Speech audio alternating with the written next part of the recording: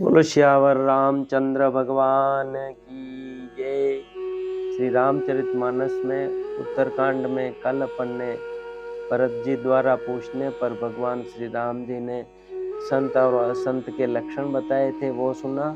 और बाद में एक बार भगवान ने अयोध्यापुर वासियों और सभी संत जनों को बुला के अपने कल्याण के लिए जो मार्मिक उपदेश दिया वो कल अपन ने सुना था। अब आगे चलते हैं। उत्तरकांड में भक्ति रस से शराबोर बहुत से प्रसंग हैं, आप ध्यान से सुने। अब आगे बढ़ रहे हैं। एक बार मुनि वशिष्ठ जी वहां आए जहां सुंदर सुख के धाम श्री राम जी थे। श्री रघुनाथ जी ने उनका बहुत ही आदर सत्कार किया और उनके चरण धोकर चरणामृत लिया। मुनि ने हाथ जोड़कर कहा, हे कृपा सागर श्री राम जी, मेरी कुछ विनती सुनिए। आपके आचरणों मनुष्योचित चरित्रों को देख देख कर मेरे हृदय में अपार मोह भ्रम होता है। हे भगवान, आपकी महिमा की सीमा नहीं है, उसे वेद भी नहीं जानते, फिर मैं किस प्रकार कह सकता हूँ। पुरोहिती का कर्म बहुत ही नीचा है, वेद पुराण और स्मृति सभी इसकी निंदा करते हैं।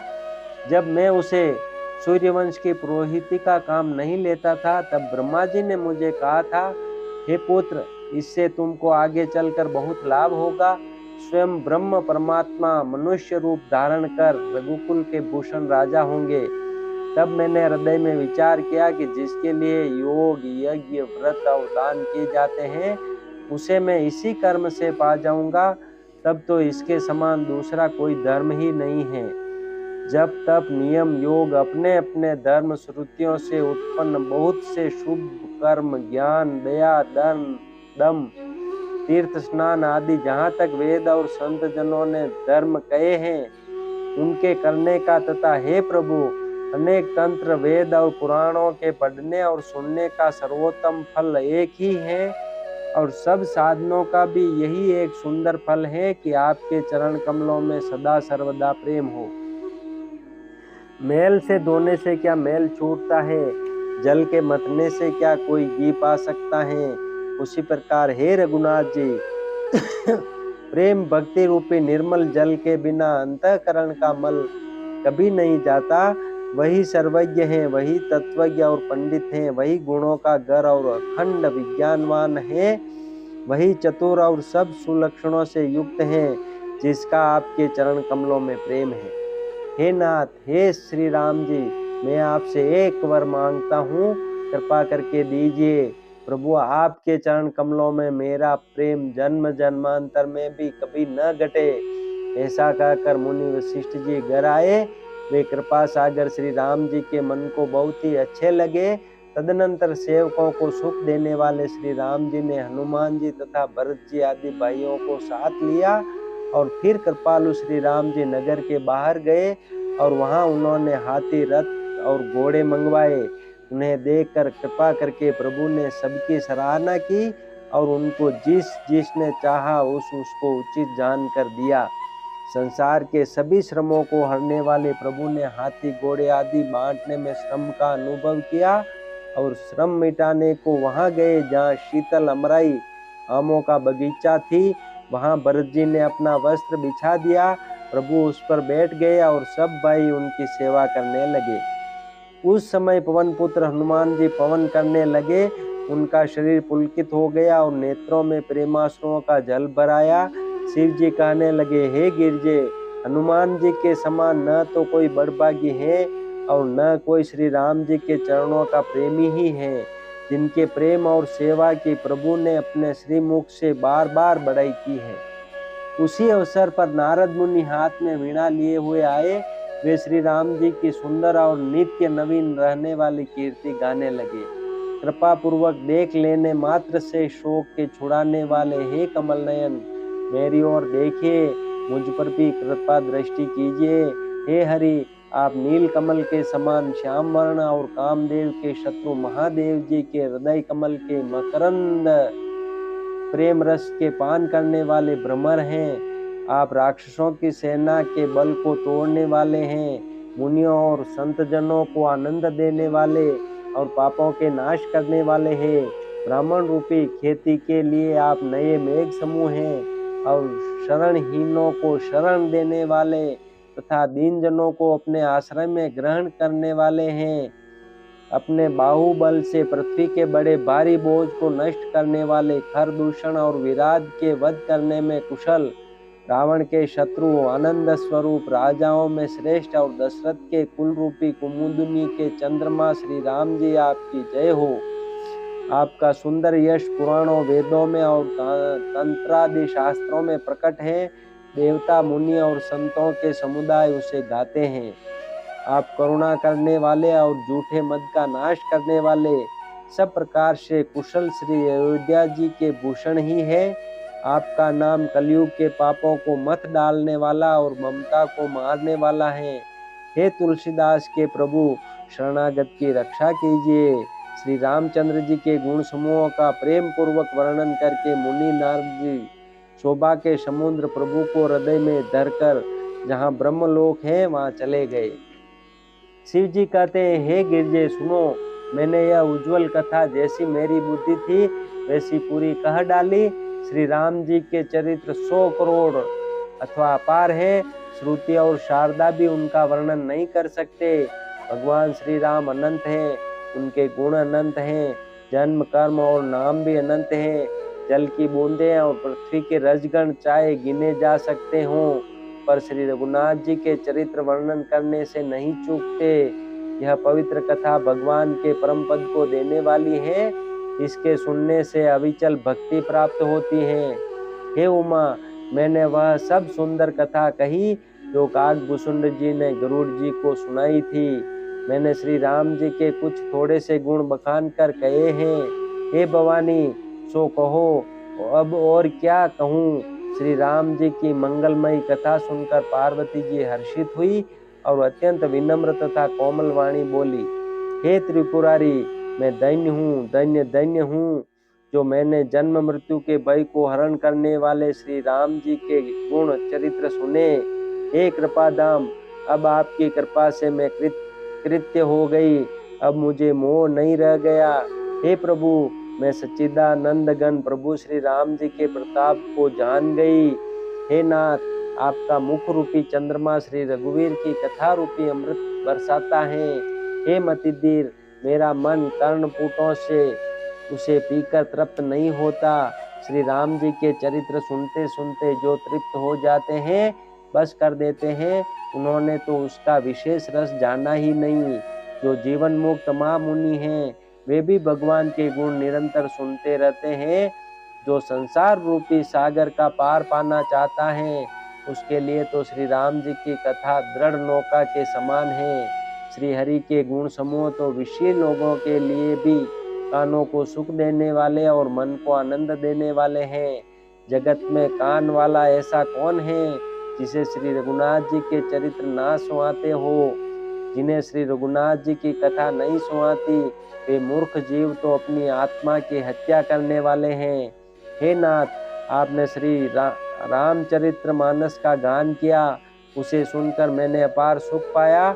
आपने जो यह कहा कि यह सुंदर कथा काकभूषुंड जी ने गरुड़ जी से कही थी, सो कोए का शरीर पाकर भी काकभूषुंडी वैराग्य, ज्ञान और विज्ञान में दृढ़ हैं। उनका श्री राम जी के चरणों में अत्यंत प्रेम है और उन्हें श्री रघुनाथ जी की भक्ति भी प्राप्त है।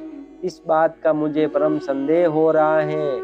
हे त्रिपुरारी, सुनिए, हजारों मनुष्यों में कोई एक धर्म के व्रत का धारण करने वाला होता है और करोड़ों धर्मात्माओं में कोई एक विषय से विमुख, विषयों का त्यागी और वैराग्यपरायण होता है। श्रुति कहते हैं कि करोड़ों विरक्तों में कोई एक ही सम्यक ज्ञान को प्राप्त करता है और करोड़ों ज्ञानियों में कोई एक ही जीवन मुक्त होता है। जगत में कोई बिरला ही ऐसा जीवन मुक्त होगा। हजारों जीवन मुक्तों में भी सब सुखों की खान ब्रह्म में लीन विज्ञानवान पुरुष और भी दुर्लभ हैं। धर्मात्मा, वैराग्यवान, ज्ञानी, जीवन मुक्त और ब्रह्मलीन, इन सब में भी हे देवादिदेव महादेव जी, वह प्राणी अत्यंत दुर्लभ हैं जो मद और माया से रहित होकर श्री राम जी की भक्ति के परायण हो। हे विश्वनाथ, ऐसी दुर्लभ हरि भक्ति को कोआ कैसे पा गया, मुझे समझा कर कहिए। हे नाथ, कहिए, ऐसे श्री राम परायण, ज्ञान निरत, गुणधाम और धीर बुद्धि भुषुंड जी ने कोए का शरीर किस कारण पाया? हे कृपालु, बताइए उस कोए ने प्रभु का यह पवित्र और सुंदर चरित्र कहाँ पाया? और हे कामदेव के शत्रु, यह भी बताइए आपने इसे किस प्रकार सुना? मुझे बड़ा भारी कौतूहल हो रहा है। गरुड़ जी तो महान ज्ञानी, सद्गुणों की राशि, श्री हरि के सेवक और उनके अत्यंत निकट रहने वाले उनके वाहन ही हैं। उन्होंने मुनियों के समूह को छोड़कर कोए से जाकर हरि कथा किस कारण सुनी? कहिए काकभूषुंडी और गरुड़, इन दोनों हरि भक्तों की बातचीत किस प्रकार हुई? पार्वती जी की सरल सुंदर वाणी सुनकर शिव जी सुख पाकर आदर के साथ बोले, हे सती, तुम धन्य हो, तुम्हारी बुद्धि अत्यंत पवित्र है। श्री रघुनाथ जी के चरणों में तुम्हारा कम प्रेम नहीं है, अत्यधिक प्रेम है। अब वह परम पवित्र इतिहास सुनो जिसे सुनने से सारे लोक के भ्रम का नाश हो जाता है तथा श्री राम जी के चरणों में विश्वास उत्पन्न होता है और मनुष्य बिना ही परिश्रम संसार रूपी समुद्र से तर जाता है। पक्षीराज गरुड़ जी ने भी जाकर काकभूषुंड जी से प्राय ऐसे ही प्रश्न किए थे।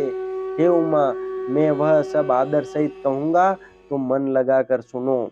मैंने जिस प्रकार वह भव जन्म मृत्यु से छुड़ाने वाली कथा सुनी, हे सुमुखी, हे सुलोचनी, वह प्रसंग सुनो। पहले तुम्हारा अवतार दक्ष के घर हुआ था, तब तुम्हारा नाम सती था। दक्ष के यज्ञ में तुम्हारा अपमान हुआ, तब तुमने अत्यंत क्रोध करके प्राण त्याग दिए थे और फिर मेरे सेवकों ने यज्ञ विध्वंस कर दिया था। वह सारा प्रसंग तुम जानती ही हो। तब मेरे मन में बड़ा सोच हुआ और हे प्रिय, मैं तुम्हारे वियोग से दुखी हो गया। मैं विरक्त भाव से सुंदर वन, पर्वत, नदियां और तालाबों का कौतुक देखता फिरता था। सुमेरु पर्वत के उत्तर दिशा में और भी दूर एक बहुत ही सुंदर नील पर्वत है। उसके सुंदर स्वर्णमय शिखर हैं। उनमें से 4 सुंदर शिखर मेरे मन को बहुत ही अच्छे लगे। उन शिखरों में एक एक पर बरगद, पीपल, पाकर और आम का एक एक विशाल वृक्ष है। पर्वत के ऊपर एक सुंदर तालाब शोभित है, जिसकी मणियों की सीढ़ियां देखकर मन मोहित हो जाता है। उसका जल शीतल, निर्मल और मीठा है। उसमें रंग बिरंगे बहुत से कमल खिले हुए हैं। हंसगण मधुर स्वर से बोल रहे हैं और भौरे सुंदर गुंजार कर रहे हैं। उस सुंदर पर्वत पर वही पक्षी बसता है, काकभूषुंडी। उसका नाश कल्प के अंत में भी नहीं होता। माया रचित अनेकों गुण दोष, मोह, काम आदि अविवेक जो सारे जगत में छा रहे हैं, उस पर्वत के पास भी कभी नहीं फटकते। वहां बसकर जिस प्रकार वह काक हरि को बजता है, हे उमा, उसे प्रेम सहित सुनो। वह पीपल के वृक्ष के नीचे ध्यान धरता है, पाकर के नीचे जप यज्ञ करता है, आम की छाया में मानसिक पूजा करता है। श्री हरि के भजन को छोड़कर उसे दूसरा कोई काम नहीं है। बरगद के नीचे वह श्री हरि की कथाओं के प्रसंग करता है। वह अनेकों पक्षी आते और कथा सुनते हैं। वह विचित्र रामचरित्र को अनेकों प्रकार से प्रेम सहित आदर पूर्वक गान करता है। सब निर्मल बुद्धि वाले हंस जो सदा उस तालाब पर बसते हैं, उसे सुनते हैं। जब मैंने वहां जाकर यह कौतुक देखा, तब मेरे हृदय में विशेष आनंद उत्पन्न हुआ। तब मैंने हंस का शरीर धारण कर कुछ समय वहां निवास किया और श्री रघुनाथ जी के गुणों को आदर सहित सुनकर फिर कैलाश को लौट आया। हे गिरजे, मैंने वह सब इतिहास कहा कि जिस समय मैं काकभूषुंड जी के पास गया था। अब वह कथा सुनो जिस कारण से पक्षी कुल के ध्वजा गरुड़ जी उस काक के पास गए थे। जब श्री रघुनाथ जी ने ऐसी रणलीला की जिस लीला का स्मरण करने से मुझे लज्जा होती है, मेघनाथ के हाथों अपने को बंधा लिया, तब नारद मुनि ने गरुड़ को भेजा। सर्पों के भक्षक गरुड़ जी बंधन काट कर गए। तब उनके हृदय में बड़ा भारी विषाद उत्पन्न हुआ। प्रभु के बंधन को स्मरण करके सर्पों के शत्रु गरुड़ जी बहुत प्रकार से विचार करने लगे। जो व्यापक, विकार रहित, वाणी के पति और माया मोह से परे ब्रह्म परमेश्वर हैं। मैंने सुना था कि जगत में उन्हीं का अवतार है। पर मैंने उस अवतार का प्रभाव कुछ भी नहीं देखा। जिनका नाम जपकर मनुष्य संसार के बंधन से छूट जाते हैं, उन्हीं राम को एक तुच्छ राक्षस ने नाग बांस से बांध लिया। गरुड़ जी ने अनेकों प्रकार से अपने मन को समझाया, पर उन्हें ज्ञान नहीं हुआ। हृदय में भ्रम और भी अधिक छा गया। संदेह जनित दुख से दुखी होकर मन में कुतर्क बढ़ाकर वे तुम्हारी ही भांति मोहवश हो गए। व्याकुल होकर वे देवर्षि नारद जी के पास गए और मन में जो संदेह था वह उनसे कहा। उसे सुनकर नारद को अत्यंत दया आई। उन्होंने कहा, हे गरुड़, सुनिए, श्री राम जी की माया बड़ी ही बलवती है, जो ज्ञानियों के चित्त को भी भली भांति हरण कर लेती है और उनके मन में जबरदस्ती बड़ा भारी मोह उत्पन्न कर देती है, तथा जिसने मुझको भी बहुत बार नचाया है। हे पक्षीराज, वही माया आपको भी व्याप गई है। हे गरुड़, आपके हृदय में बड़ा भारी मोह उत्पन्न हो गया है, यह मेरे समझाने से तुरंत नहीं मिटेगा। अतः हे पक्षीराज, आप ब्रह्मा जी के पास जाइए और वहां जिस काम के लिए आदेश मिले वही कीजिएगा। ऐसा कहकर परम सुजान देवर्षि नारद जी श्री राम जी का गुणगान करते हुए और बारंबार श्री हरि की माया का बल वर्णन करते हुए चले। बोलो श्यावर रामचंद्र भगवान की जय। श्री राम जय जय राम, श्री राम जय जय राम, श्री राम जय जय राम, श्री राम जय जय राम।